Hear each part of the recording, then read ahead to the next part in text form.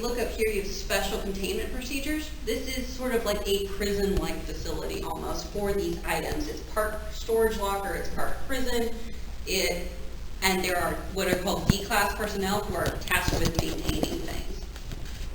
So this one is class Euclid, which means it's pretty easy to keep it in the box until it's not, and then it's a problem. And if you blink, it might kill you. So this is one of my favorite ones that's considered safe. SCP-1733 season opener is a sentient recording of a basketball game. Now, I'm not a sports person, but the people in the basketball game know every time that the DVD is being replayed. So the first time they're like, this is weird, this is kind of deja vu.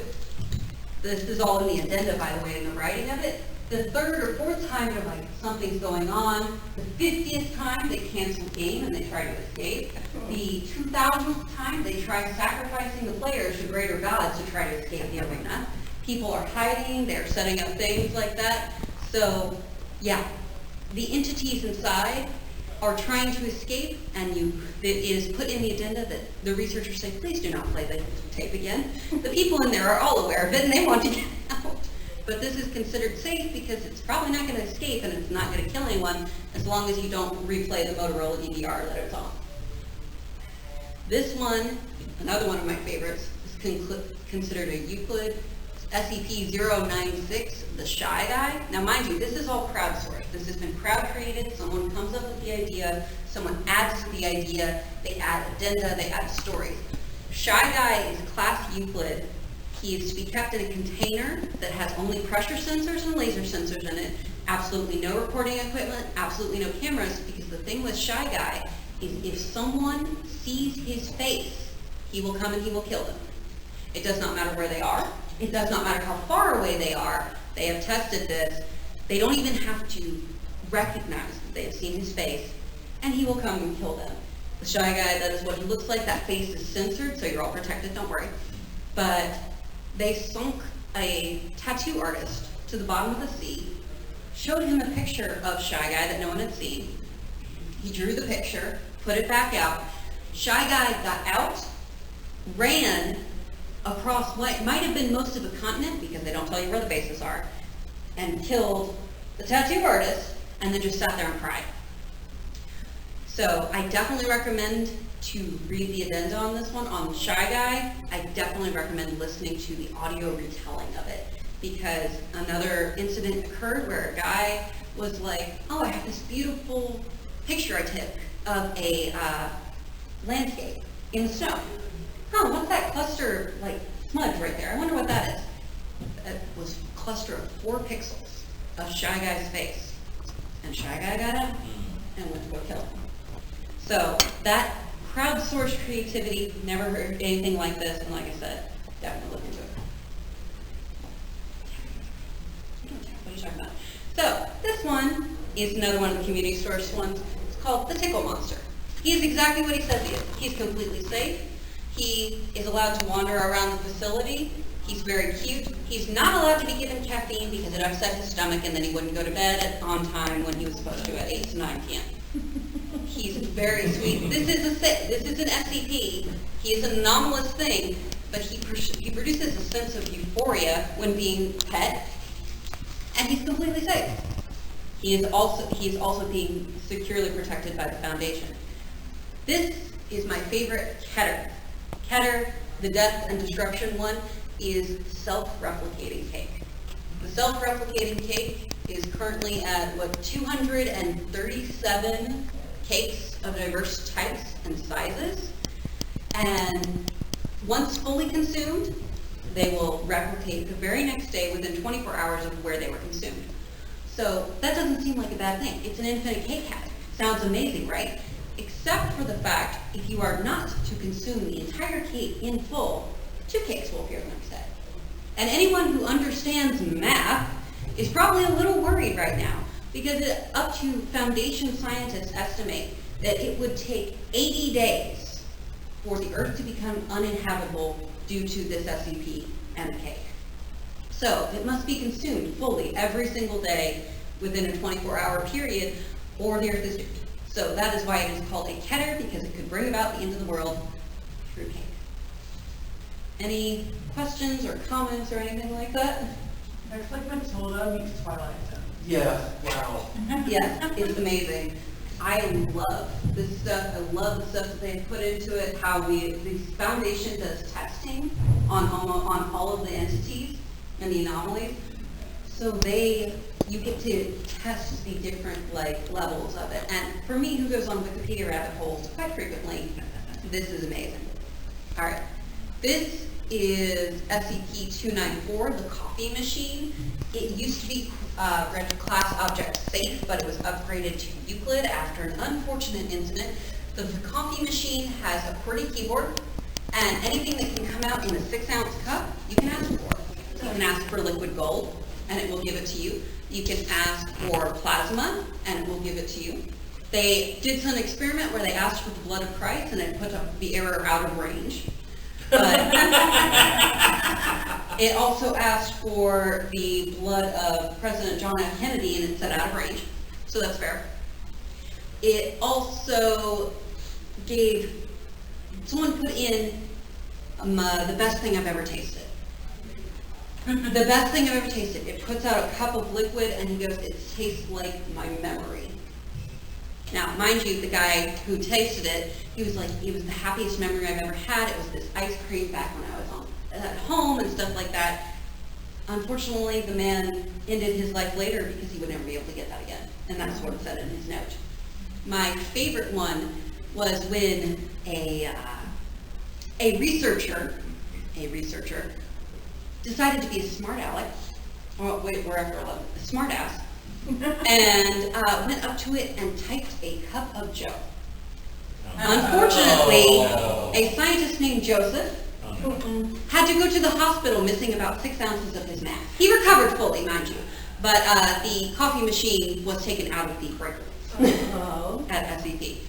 Now, yeah, so he recovered, so it's fine, but he was missing about 6 ounces. 16 ounces. All right. Yeah, let that sink in. So this next slide. Yeah, which 6 ounces? Next. Yeah. So this next slide is going to be fun for your recording because we will not be discussing this next slide verbally at all. You will not write down any notes. You will not discuss it later. Keep it to yourself. Okay.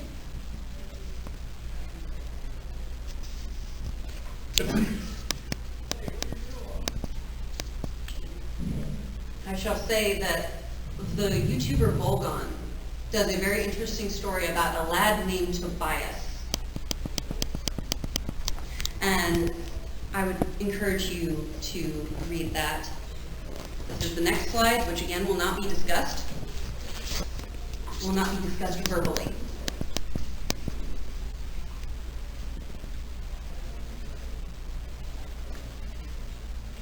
For those of you listening at home, several people have gotten out of their chairs and are walking toward the television.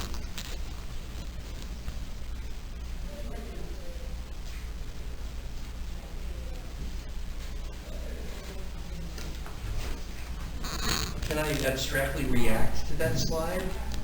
Mm-hmm. Do not describe what you see at all. I'm not describing. Okay, two things. First of all, I would like to say the whole room is bought into the myth already. Awesome, good job. Excellent. The second thing is a lot of these people know about Schrodinger and his cat. Yes. Wow. Mm-hmm. All right. So moving on to a favorite SCP, SCP-3000, which I think Aaron knows a little bit about. If you'd like to talk about it. If I understand correctly, this is at the time that it was created, it was the largest SCP. Mm-hmm. It is essentially a moray eel or something like that. That is huge. It is beyond the scope of what we consider to be plausible physics and biology. My favorite SCP photograph of all the ones that I've seen, and it's her fault when I'm looking at this, is the one where it's just the side of its face and its eyeball is predominant in the frame. Mm-hmm. And if you go like this, you notice that little smudge in the middle of its eyeball is a diver. It's a person. It is a massive moray eel. It is around the Bay of Bengal at the last we've seen it. This anomaly, anomaly was considered a Keter class object. It was recently upgraded to a Thomule class object, and I'm not going to tell you why that is classified, but you can look it up on the internet. And this one's a little embarrassing, but this is, well, it's something. It's procrastination in SCP. And it's in a containment in Dr. Vaughn's office, and he has not written a report on it, but he'll do it eventually, just like I did this slide about an hour before this presentation. This also brings up a interesting SCP class, which is SCPs, which are numbered -J. There are several joke SCPs. There are jokes within the communities, and this is one of them, the procrastination rock, which I definitely have many times. Anyway, so there are other notable SCPs that I have not put up here. One of the classic ones, one of the well-known ones, and most people will know this from a lot of different horror, is SCP-087, the stairwell. It is an endless stairwell. It's located on a campus of a redacted location. And the further down you go into it, the more crying and creatures are said to be heard. The people who have gone into it have not come back out of it. So if you see a stairwell that says it's closed, you should probably believe it. Another one is the SCP-682, the very hard to destroy reptile. It is a Keter class object. It hates everyone. It does speak. It hates you. It hates me. It hates everyone. It currently sits in containment in a tank full of acid, and that keeps it somewhat at bay. And it has many destruction attempts, which I encourage you to read on its SCP page, because there are many different ways that it's been tried to be destroyed and has yet to be destroyed.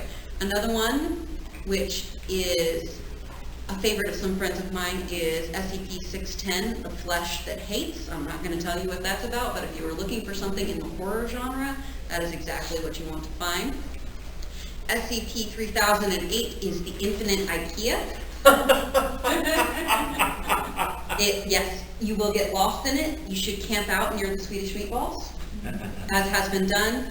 Do not mess with the staff after hours. I will say that. SCP-049, also one of the iconic ones, is referred to as the Plague Doctor, who started off as a Euclid class and had its class upgraded.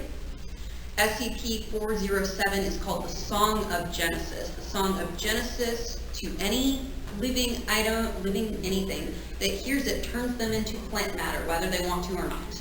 The Song of Genesis has been neutralized. That is another classification, but it was considered safe even though it turns you into a plant monster, which could be helpful for a different panel later on. SCP-2316, you do not recognize the bodies in the water. That is all that we said about that. SCP-1879, the indoor salesman. He can appear at any threshold, and he wants to make a deal with you. And you have to take what he wants to take. Of course, he's got a quota and everything like that, but that's another good one. SCP-705, the militaristic Play-Doh. And that is exactly what you think it is. Do not let it out of the jar. SCP-799, the carnivorous blanket. SCP-507, the reluctant dimension hopper. SCP-2718, what happens after, which is an incredible metafictional story about life after death, or what is after death. I would definitely recommend it. SCP-914, the Clockwork, a living machine, which will sound very familiar to some people. SCP-3999, I am at the center of everything that happens to me. Another great story. And SCP-405, the Critical Tomatoes. Critical Tomatoes will fling themselves at anyone they think is not performing well.